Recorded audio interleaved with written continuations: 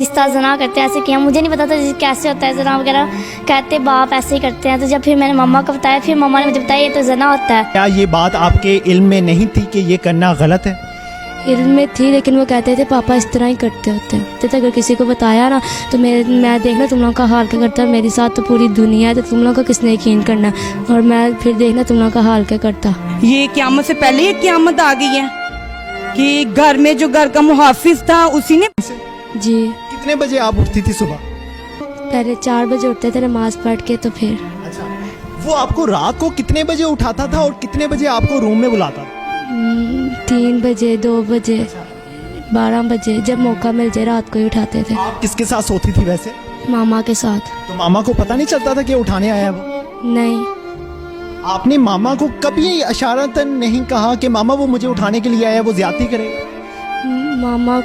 मामा हिलती ही नहीं थी, उठती ही नहीं थी। मामा को इस तरह जिस तरह पता नहीं क्या ही हुआ हुआ। मतलब ऐसा भी मुमकिन है कि वो नशा करवाता हो मामा को? जी, पहले तो मुझे छेड़ते थे, लेकिन 8 माह पहले उन्होंने मेरे साथ जना किया था, और 8 माह से लेकर अब तक 5 दफ़ा।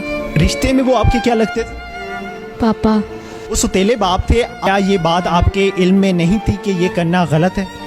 इल्म में थी, लेकिन वो कहते थे पापा इस तरह ही करते होते हैं। इस तरह पहले शुरू में मुझे बुलाते थे, अगर तो मैं नहीं थी जाती होती तो भाइयों को गुस्सा वगैरह करना, मारते थे और इशारा मेरी तरफ कि तेरी वजह से हो रहा है, तो मेरी बात नहीं ना मानती हैं। फिर मुझे मजबूरी उनकी बात माननी पड़ती थी, और कहते थे अगर किसी को बताया ना तो मैं देखना तुम लोगों का हाल क्या करता है, मेरे साथ तो पूरी दुनिया है, तो तुम लोगों का किसने यकीन करना, और मैं फिर देखना तुम लोगों का हाल क्या करता। तो आपके खावन थे वो, आपने क्यों नहीं देख के एक दरिंदा शख्स के साथ कैसे एक औरत शादी कर सकती है? वो दरिंदा नहीं था, वो देखने में बिल्कुल नेक, सबसे दुनिया में सबसे नेक आदमी था। और जब हमारा रिश्ता हुआ उसमें बहुत बड़े बड़े आलिम और लोग बैठे हैं, फिर हमारा रिश्ता हुआ और फिर हमारी शादी हुई, और इसने ये कहा कि मैं बच्चों का तहफ़्फ़ुज़ की ज़िम्मेदारी लेता हूँ, मैं बच्चों की ज़िम्मेदारी लेता हूँ, इसमें जो है आपको कोई परेशानी नहीं आएगी। ये सब कुछ लिखा हुआ है और ये सब कुछ हुआ था। उसने कहा कि ये मेरी बेटियाँ हैं, और मैंने भी उससे इसीलिए शादी की थी कि इसकी अपनी बेटियां हैं। जब इसकी अपनी बेटियां, ये किसी की बेटी की तरफ नहीं देखेगा कभी भी नज़र उठा के। और मैंने उसके ऊपर इतना इत्मीनान किया कि अल्लाह के बाद मुझे यही था कि यही एक इंसान है नेक। ये अपनी बेटी पे नजर नहीं रखी थी आपने? नहीं, मैंने, मुझे क्या इल्म है, जब 11 बजे हमने सो जाना है, हमें ये पता है कि हमने 4 बजे उठ के नमाज पढ़नी है, बस। बेटी आपके साथ सोती थी? जी, ये बड़ी मेरे साथ सोती थी। जब आपको इस वाक़े का इल्म हुआ तो आपने क्या सोचा, क्या पहला कदम उठाया? जब मुझे पता चला है, मुझे तो उस वक्त पता चला है जब मरियम को इसने पकड़ा है मंगल वाले दिन, तो बड़ी बेटी रोती हुई आई है, क्लास जब पढ़ के आई है रोती हुई आई है, कहती है कि मामा मैंने इस घर में नहीं रहना। मैंने कहा क्या हो गया?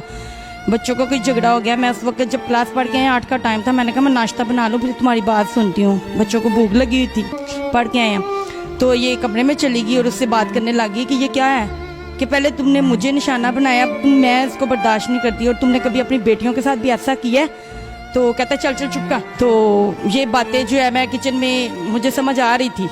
मैं फिर जब कमरे में गई हूँ बाद में, तो मैंने कहा क्या बात है? कहते कुछ भी नहीं है, ऐसी कभी कोई डांट दे तो रोने लग जाता है, रोने इनकी आदत है रोना, दादो डांटे तो रोने लग जाती है, यानी बात को इस तरह कर दिया, बच्चों की आपस में लड़ाई हो तो ये रोने लग जाती हैं, बात को गोलमोल कर दिया। चलो जाओ फातिमा शाबाश, टेंशन नहीं लेनी, जाओ नाश्ता करो जाके। तो इसने मुझे बता दिया हुआ था। मैंने कहा अच्छा ठीक है। फिर उसके बाद मैं भाई के पास आई हूँ रोती हुई। मैंने कहा भाई मैंने नहीं उस घर में रहना। कहते क्या हो गया? मैंने कहा ये आदमी जो है ना, मेरी, इसने आज छोटी बेटी को हाथ लगाया है, तो मैं कभी भी नहीं उस घर में रहूँगी, इसने हाथ क्यों लगाया इस नीयत से? तो भाई कहते अच्छा ठीक है, वो मुझे, मेरा घर है राना टाउन, वहाँ लेके गए हैं। तो मैंने कहा हाली करवा के तो मैं आज ही आऊँगी, किराए पे दिया हुआ रेंट पे।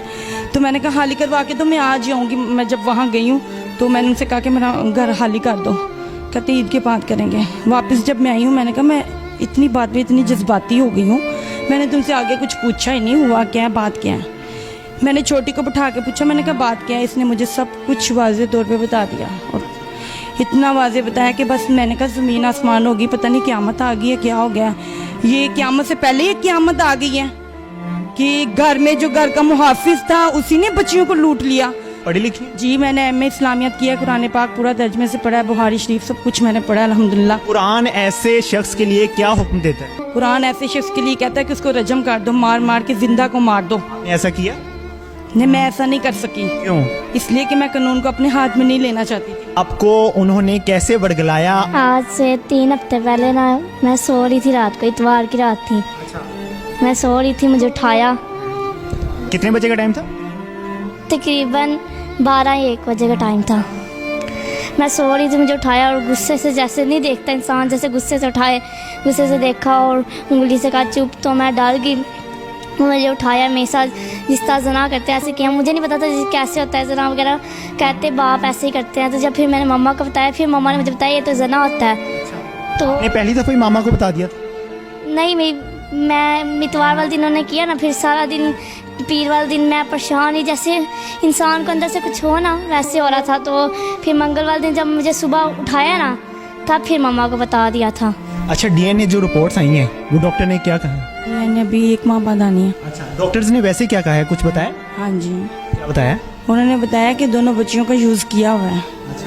जी, मैं आज ही डॉक्टर के पास गई थी, उनको रिपोर्ट्स जो मिली हैं वो चेक करवाई है मैंने, इनकी मेडिकल की रिपोर्ट, तो उन्होंने कहा दोनों बच्चियों को जो है यूज़ किया हुआ उसने।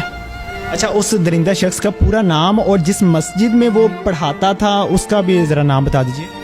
मस्जिद तौहीद अकबरी मंडी, उसका पूरा नाम मोहम्मद यूनुस भट्ट।